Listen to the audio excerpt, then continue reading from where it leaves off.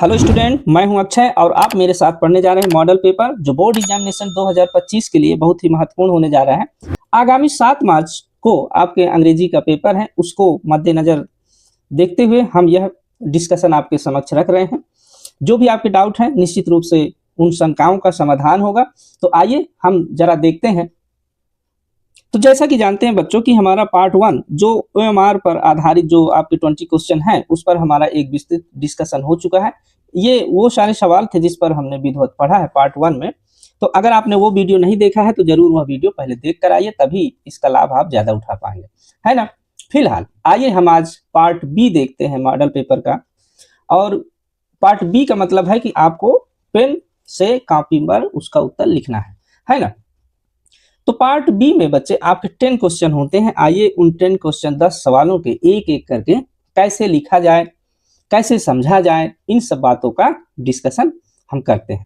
तो देखिए, चलिए पढ़ते हैं। जैसा कि लिखा है, read the following passage. Part B में read the following passage and answer the question that follow, कि आप इस पैसेज को यानी गद्यांश को पढ़िए और उसी के आधार पर पूछे गए जो प्रश्न है उनका जवाब दीजिए। ये है। तो पहले क्या है कि इसको आपको पढ़ना है और इसके अर्थ को समझना है, फिर जो क्वेश्चन पूछे गए हैं वो जवाब इसी पैसेज में से ढूंढ कर देना है आपको, है ना। तो आइए पहले हम इसका अर्थ समझ लेते हैं कि है क्या इसका अर्थ। तो जैसा कि लिखा है, मैं पढ़ने का प्रयास करता हूं। Most of the girl belonging to poor family do not go to school in rural areas. Rural areas माने गांव देहात क्षेत्र में, ग्रामीण अंचल की बात हो रही है। तो वहाँ क्या होता है कि बहुत सी ऐसी लड़कियां होती हैं जो गांव देहात से बिलोंग करती हैं, पुअर फैमिली से बिलोंग करती हैं, वो स्कूल नहीं जाती हैं। ठीक है, आगे। When asked their parent would say that they want their daughter to be educated। तो जब उनके पेरेंट्स से यानी माता पिता से पूछा जाता है कि वो अपनी बच्चियों को क्यों एजुकेट नहीं करना चाहते हैं, तो जानते हैं क्या कहते हैं, they stay at home because their parents believe that the kind of education on offer is not appropriate for their daughters। तो उनके पेरेंट्स का जवाब क्या होता है कि अधिकतर जो बच्चियां हैं वो घर पर ही रुकती हैं, स्कूल नहीं जाती हैं। और इसके पीछे उनके माता पिता का तर्क ये है, parents believe that the kind of education, की जिस प्रकार की एजुकेशन दी जा रही है उनकी बच्चियों को, not appropriate for their daughter, उनकी पुत्रियों के लिए, बच्चियों के लिए सुटेबल नहीं है, उचित नहीं है। ये तर्क है उनके माता पिता का। अथवा are because they feel the risk are too great, या बड़ा जोखिम है बाहर भेजने में बच्चियों को, ऐसा मानते हैं। अब देखते हैं, दोज रिस्क आर रियल। तो लेखक यहाँ कहना चाहता है कि माता पिता का भाई कहना भी ठीक है कि वो जो रिस्क है वो रियल में होते हैं, है? तो यह है उनका कहना कि रिस्क है, ये ठीक भी है। क्यों? Girl are sexually harassed sometime by their fellow student, कि जो लड़कियां हैं उनके साथ सेक्सुअली यानी लैंगिक रूप से उनके साथ अत्याचार किया जाता है कभी कभी। किनके द्वारा? बाय देयर फेलो स्टूडेंट, उन्हीं के साथ पढ़ने वाले जो साथी स्टूडेंट होते हैं उनके द्वारा उनका शोषण किया जाता है। आर टीचर्स, कभी कभी तो हद है भाई, टीचर्स के द्वारा भी सेक्सुअली हैरेसमेंट किया जाता है। आर बाय स्ट्रेंजर, कभी कभी अजनबियों के द्वारा। As they walk down to school, school आते जाते समय उनके द्वारा सेक्सुअली हैरेसमेंट होता है। ठीक है, अब ये एक वजह है स्कूल ना जाने की। दूसरी वजह एक और है, poverty also place it part, गरीबी भी कम नहीं है, गरीबी का भी रोल है स्कूल ना जाने में बच्चियों को। If their clothes are torn girl from poor family will stay at home, उनके कपड़े फटे चीथरे रहते हैं, गरीबी रहती है, इसलिए वो बाहर पढ़ने नहीं जाती। इन सच केस, इस दशा में, they are forced to buy demand are modesty and property, तो इस दशा में यह कहा जा सकता है कि उन्हें और थोड़ा सा प्रॉस्पर और समृद्ध होना चाहिए, तभी वो पढ़ेंगी। चलिए, ये तो रहा पैसेज, इसका आपने अर्थ समझा कि गांव देहात की जो लड़कियां हैं उनके सामने कैसी समस्याएं आती हैं जिनकी वजह से वो स्कूल नहीं आती जाती हैं, है ना।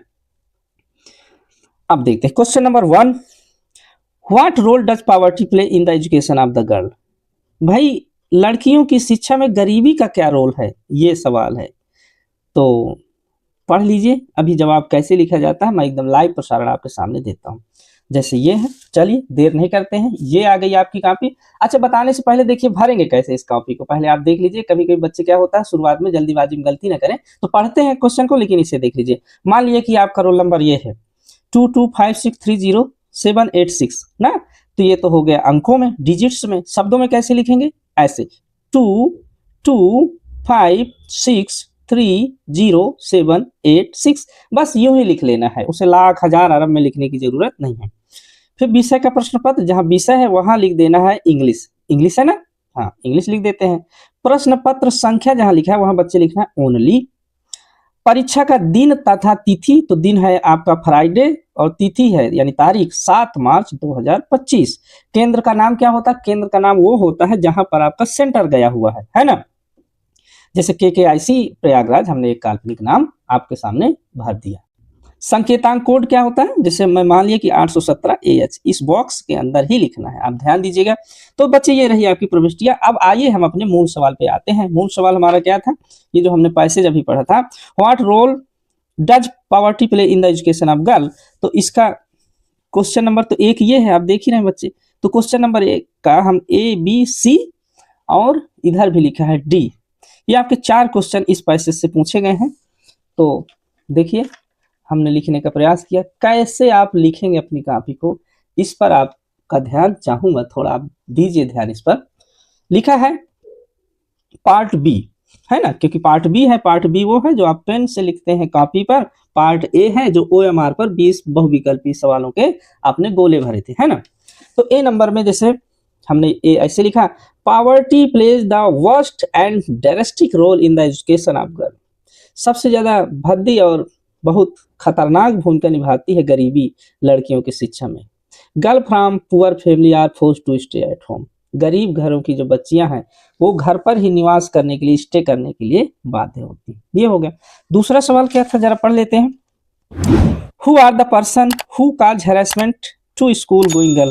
वो कौन से लोग हैं, पर्सन है जो लड़कियों को सेक्सुअली हैरेस करते हैं, यानी उनका लैंगिक शोषण करते हैं, वो कौन से लोग हैं? तो girls are sexually harassed sometime by their fellow student or by stranger as they walk down to school। ये हो गया आंसर आपका।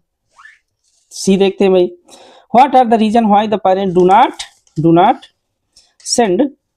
send their daughter to school through though they want to them to be educated। वो चाहते हैं कि अपनी बच्चियों को पढ़ाएं लेकिन वो स्कूल नहीं भेजते हैं, क्यों? तो इसका आंसर देख लीजिए। Parents do not send their daughter to school because they believe that the kind of education of offer is not appropriate for their daughter। यही तो कहा गया पैसेज में कि जिस प्रकार की शिक्षा दी जा रही है वह appropriate, उचित नहीं है ना। अब डी नंबर देखते हैं क्या है। Which word, कौन सा शब्द in the passage means keep in place। कौन सा शब्द आया है पैसेज में जिसका अर्थ होता है keep in place, एक ही जगह पर रुके रहना। तो बच्चे आप जानते हैं वो था क्या? स्टे। क्या था? स्टे। ये जो वर्ड था स्टे, यही था इसका अर्थ। तो देखिए इसका आंसर कॉपी में कुछ नहीं लिखना, डी करके क्या लिख देना है? स्टे कर देना, ठीक है ना। तो देखिए क्वेश्चन नंबर 1 का इस प्रकार आपका बच्चों जवाब हो गया। आइए अब हम अगले क्वेश्चन की तरफ बढ़ते हैं। तो आपका अगला सवाल है, write letter to friend inviting him to attend your birthday party. कि एक पत्र लिखो अपने फ्रेंड को और जन्मदिन पर बुलाओ, ऐसा पत्र लिखना है। अथवा भी है, 2 में अथवा भी है, ये नहीं लिखना तो दूसरा लिखिए। Write an application to the principal requesting him to grant you full concession in fee. अपने प्रधानाचार्य जी को पत्र लिखिए और उस पत्र में रिक्वेस्ट करिए कि आपको फीस में पूरी की तरह पूरी छूट दें, फीस माफी के लिए है आपको पत्र। तो मुझे लगता है कि अथवा वाला ही बेहतर रहेगा फीस माफी के लिए। तो आइए कैसे इसे लिखते हैं जरा देखते हैं। ये रहा फॉर्मेट, ये है लेटर राइटिंग का। ये देखिए बच्चे, इसको गौर से देखिए, लेटर राइटिंग आपका ये देखिए। सबसे पहले ऊपर लिखना है क्वेश्चन नंबर 2 और लिख देना heading application for concession in fee, fees माफी के लिए पत्र, ये हेडिंग हो गई। फिर लिखना है 2, बाएं साइड में 2, the principal DAV inter college Prayagraj UP, लिख दिया। सर लगा, कामा जरूरी है लगाई। श्रीमान most respectfully comma I beg to say that I am student of class 10th B। तो सर्वसम्मानित प्रधानाचार्य जी, मैं आपसे सविनय निवेदन करना चाहता हूं कि कक्षा 10B का मैं छात्र हूं। My father is poor farmer, मेरे पिता एक गरीब किसान है। And he is unable to pay the fee, और वह मेरी फीस अदा करने में, पे करने में अनेबल है, असमर्थ है। आगे, लास्ट ईयर आई एंजॉयड फीसशिप, पिछले साल भी मुझे फीस माफी का मैंने आनंद लिया था, यानी फीस माफ कर दी गई थी। और I got good mark in the class, पूरी कक्षा में मैंने अच्छे अंक भी पाए थे। अगला, आई मैं, देयरफॉर माने इसी वजह से, इसीलिए, रिक्वेस्ट यू, फिर से आपसे निवेदन करता हूँ, to grant me full fee concession, इस बार फिर से मेरी पूरी फीस माफ कर दी जाए। आई सेल फील हाईली ऑब्लाइज्ड, तो मैं आपका हमेशा के लिए आभारी या कृतज्ञ रहूंगा।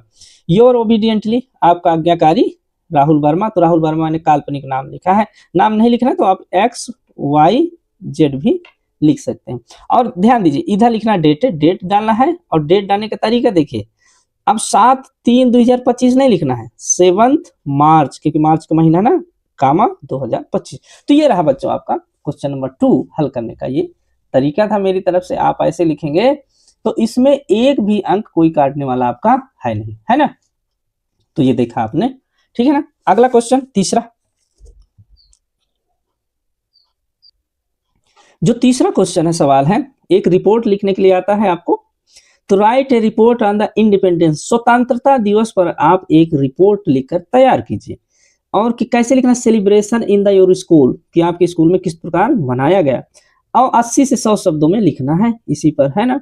जैसे क्या लिखना है, डेकोरेशन ऑफ बिल्डिंग लिखना है, फ्लैग होस्टिंग सेरेमनीज, है ना, सिंगिंग नेशनल एंथम, राष्ट्रीय गान कब गाया गया, ऐसे ही तमाम चीजें, किसने भाषण दिया, प्रिंसिपल ने क्या दिया, इसी पर देखिए 80 से 100 शब्दों, 80 का मतलब हुआ 8 लाइन, 100 शब्दों का मतलब 10-11 लाइन, ये होता है आपका जवाब। हालांकि आपको 2 लाइन 3 लाइन कम लिखते हैं, ज्यादा लिखते हैं तो कोई बड़ी बात नहीं है। चलिए इंडिपेंडेंस डे पर हम एक रिपोर्ट आपके सामने रख रहे हैं। ये देखिए बच्चे, ये आपकी आ गई report writing. Question number 3, question number 3 है आपका, और रिपोर्ट राइटिंग, और क्या लिख दिया, ऑन द इंडिपेंडेंस डे, ये है। पहले इंट्रोडक्शन लिख दिया। देखिए बच्चे इंट्रोडक्शन में क्या है, परिचय, यानी 15 August 1947 is a red letter day, एक बहुत ही खुशी का दिन होता है in the history of India, भारतीय इतिहास में। On this day we celebrate our national festival, इस दिन हम अपना राष्ट्रीय पर्व मनाते हैं। This day is celebrated all over India, यह दिन जो त्यौहार होता है पूरे भारत में मनाया जाता है। प्रिपरेशन, क्या क्या तैयारियां की, तो this year great preparation were made for the independence celebration, the college building and ground were cleaned and decorated, entertainment programme were organised, flag hosting यानी ध्वजारोहण हुआ, फिर एट 8 AM यानी सुबह के 8 बजे, we all assembled in the prayer ground, हम सभी प्रेयर ग्राउंड पे पहुंचे, there was our national flag, वहीं पर हमारा राष्ट्रीय झंडा था, द नेशनल एंथम वाज संग, वहाँ राष्ट्रीय गान गाया गया, and we salute the flag, हमने सभी ने क्या किया, झंडे को सल्यूट किया, है ना। तो ये रहा आपका जो रिपोर्ट राइटिंग है। इसी प्रकार फिर मैसेज है, स्पीचेज है, सॉन्ग है, कि किसने क्या मैसेज दिया, तो इस तरह से आप इसको पढ़ सकते हैं, है ना, और इसे आप तैयार भी कर सकते। तो आइए हम अपने चौथे सवाल की तरफ बढ़ते हैं। चौथा सवाल ये है, ग्रामर से संबंधित है बच्चों आपका, आप देख सकते हैं, लिखा है ए, चौथे का A, rewrite the following sentence by changing into indirected speech. आप जानते हैं कि इनडायरेक्ट स्पीच में इसको चेंज करना है, he said to me wash your face, ये रहा। बी में क्या है, change the following into passive voice, passive voice में चेंज करना किसको, इसको, they refused him admission. C number में क्या है, I said to Shyam you will not fail if you work hard. तो पंचुएट करना है, पंचुएट का मतलब कहाँ कामा लगेगा या कहाँ कैपिटल लेटर से होगा, ये सारी जो बातें होती हो आप पंचुएशन में पढ़ते हैं, तो इसको ये करना है। और डी नंबर आपका ट्रांसलेशन है ना। तो आप इस क्वेश्चन को पहले गौर से पढ़िए, फिर मैं आपको करके दिखाता हूं अच्छे से, है ना। ये रहा है आपका कॉपी पर कैसे हम आंसर लिखेंगे, इसको आप जरा देखें। ये देखिए आपकी कॉपी में, जैसे ये वाला he said to me wash your face, आप देख रहे हैं ना, ये he said to me wash your face का जो इनडायरेक्ट हमने बनाया, तो देखिए ऐसे लिखना, A number, he advised me to wash my face. आप पढ़े होंगे, इंपरेटिव प्रकार का सेंटेंस है और इसमें सलाह दी जा रही है, इसलिए जो रिपोर्टिंग वर्ब है, रिपोर्टिंग क्लॉज है, वो सेड का एडवाइज हो गया है, आपने विस्तार से पढ़ा होगा। पैसिव वॉइस बी नंबर में था, तो he was refuse to get admission by them, आपने पढ़ लिया। ये पंचुएशन का है, जैसे आपने यहाँ देखिए आई कैपिटल लेटर में नहीं है, और पंचुएशन में इन्हीं सब बातों का ध्यान दिया जाता है। तो आई सेड टू श्याम, कामा फिर डबल इन्वर्टेड कामा, क्योंकि किसी का स्टेटमेंट या कथन है, इसलिए डबल इन्वर्टेड कामा में बंद करते हैं। You will not fail if you work hard, तो ये रहा। और डी नंबर आपका ट्रांसलेशन है बच्चे। तो Ishwar Chand Vidyasagar was a learned teacher. Ishwar Chand Vidyasagar बहुत ज्यादा पढ़े लिखे अध्यापक थे, योग्य अध्यापक थे। यह है ना, ईश्वर चंद विद्यासागर एक योग्य अध्यापक थे। पढ़िए फिर क्या है, कई विद्यार्थी उनके पास पढ़ने आते थे। Many student come to him to study, पढ़ने के लिए आते थे। विद्यासागर ने विद्यार्थियों की सुविधा के लिए एक व्याकरण की एक पुस्तक लिखी। सुविधा के लिए कन्वीनियंस होता है, जैसे Vidyasagar wrote a book of grammar for the convenience of student. Students की सुविधा के लिए उन्होंने ग्रामर की किताब लिखी। उन्होंने शिक्षा की उन्नति के लिए अनेक कार्य की, उन्नति के लिए एडवांसमेंट है ना। तो देखिए he did many for the advancement of education. तो ये आपका चौथा नंबर क्वेश्चन इस तरफ से हमने लिखा है। आप भी लिखने का प्रयास करिए, स्ट्रक्चर वही, राइटिंग आपकी मुझसे भी ज़्यादा अच्छी होनी चाहिए, ये बात आप याद रखें। चलिए अब अगले सवाल की तरफ बढ़ते हैं। पांचवा है आपका, पांचवा लिटरेचर से संबंधित है। Answer the following question in about 30 to 40 words each. प्रश्न नंबर 5 में 2 सवालों के उत्तर देने हैं, ए और बी का, और कितना 30 से 40 शब्दों में होने चाहिए। 3-3 नंबर के दोनों सवाल होंगे। एक बात जानकारी के लिए बता दें कि ए का भी अथवा है और बी का भी अथवा है, गौर करिएगा। ए का भी अथवा है और बी का भी अथवा है यहाँ पर, तो आपके लिए काफ़ी सुविधा हो जाती है जो आपने पढ़ा हुआ। तो इस प्रकार पांचवा जो क्वेश्चन है आपके लिए काफ़ी सुविधाजनक रहने वाला है ना। पहला क्वेश्चन है, why was any in tears when she left the Montessori school. जब मॉन्टेसरी स्कूल गई तो छोड़ के लेफ्ट, तो उसकी आंखों में आंसू क्यों थे, ये सवाल है। या what kind of person was Vali, Vali किस प्रकार की पर्सन थी, व्यक्ति थी, ये आपके जवाब है। अथवा में भी है, what is the greatest wealth of nation in Mandela's opinion. Mandela की राय में राष्ट्र का सबसे बड़ा धन क्या है। तो पांचवे का आइए हम क्वेश्चन करते हैं। ए और बी हमने किया है, अथवा नहीं टच किया, तो ये है वो सवाल आपके समक्ष। तो एनी वाला जो सवाल है इसको हम हल करते हैं। Anne started right away at the Montessori nursery school, she stays there until she was 6 at the end for her 6th prom year. She was in tears because of her heartbreaking farewell. तो कहना ये है कि जब वो Montessori school को विदाई लेके जा रही थी तो उसकी आंखों में आंसू था। आपने इस पार्ट को बाखूबी पढ़ा ही होगा। आपका आंसर ये है, क्वेश्चन नंबर 5 का ए। इस प्रकार आपको जवाब देने थे। और वली किस प्रकार की पर्सन थी उसको हमने हल करने का प्रयास किया। तो आइए देखते हैं। There was a girl named Vali माई, तो उसका ये पूरा नाम है जिसको हम क्या कहते हैं, who was called Wali, short में वली कहते हैं, for short. She was 8 years old and very curious about things.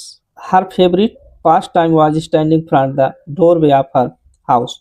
She is watching what happening in the street outside.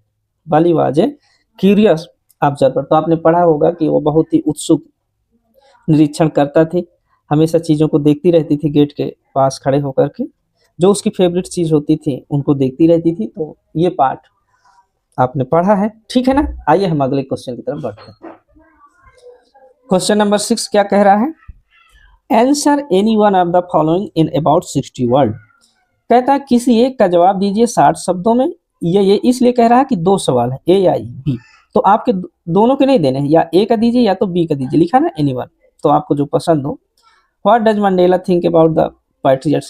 Can they be repaid? Mandela देशभक्तों के बारे में क्या सोचते हैं, क्या उनका एहसान उनको लौटाया जा सकता है, ये एक क्वेश्चन है।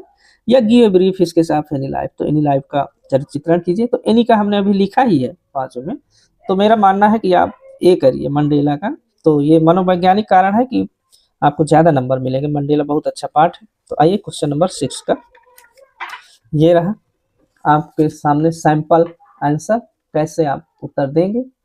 देखिए क्वेश्चन नंबर 6 आप इत्मीनान से देखिए। Nelson Mandela thinks that the freedom and democratic government have all come only due to the great sacrifice of lots of patriots.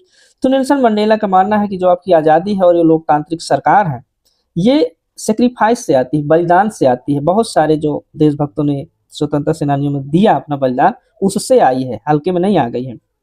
There were those people who did not care about their lives and died for their citizen and country.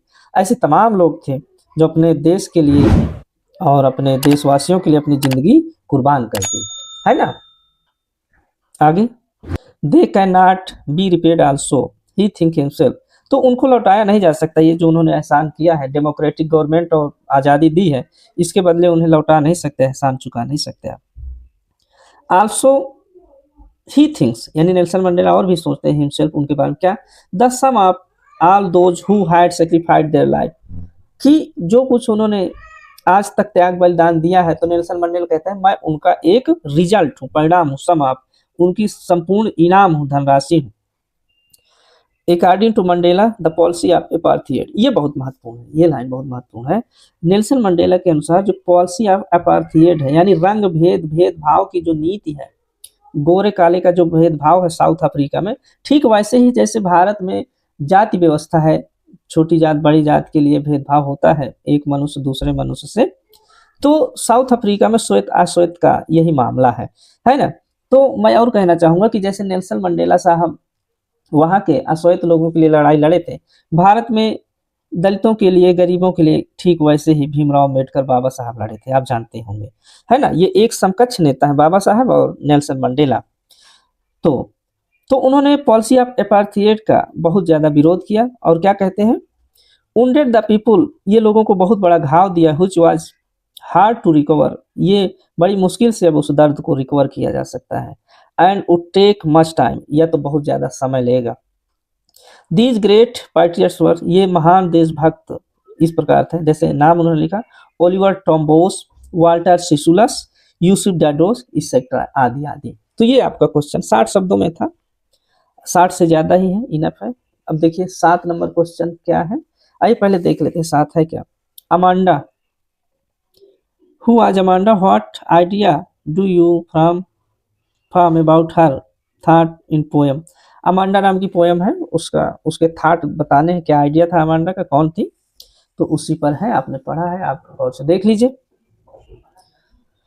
Amanda was teenage girl, teenage माने teenage उन्हें कहते हैं जो 13 साल से लेकर 19 साल तक होते हैं, जैसे 13, 14, 15, 16, 19, 18, ऐसे जो होता है ना, तो उन्हें इस बीच के जो उम्र के लड़के लड़कियां होते हैं उन्हें टीनेज कहते हैं।